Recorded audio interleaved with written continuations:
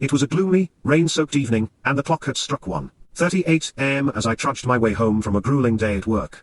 Exhaustion gnawed at my bones, and my stomach growled with hunger.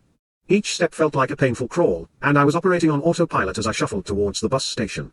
As I entered the dimly lit station, I noticed that I wasn't the only one resembling a brainless zombie due to exhaustion.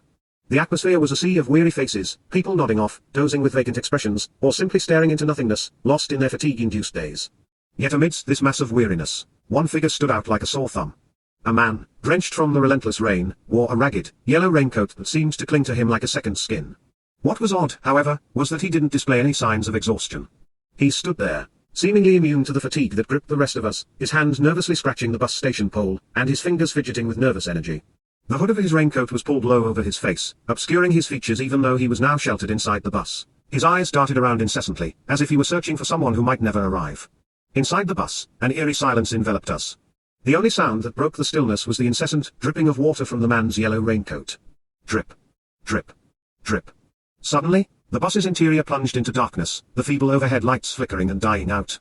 A collective murmur of frustration and annoyance swept through the passengers as the conductor informed us that the bus had suffered a wiring malfunction. The relentless rainwater had seeped into the faulty wiring, causing the lights to fail.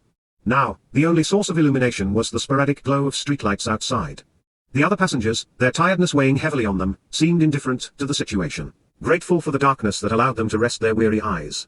As we rumbled through the rain-soaked streets, the world outside became an inky void, punctuated only by the intermittent flashes of streetlights, which cast eerie shadows across the interior of the bus. And then it happened. A sight so horrifying, so deeply unsettling, that it would haunt my nightmares for the rest of my life. It was a moment that made me vow to never step foot on a provincial bus again.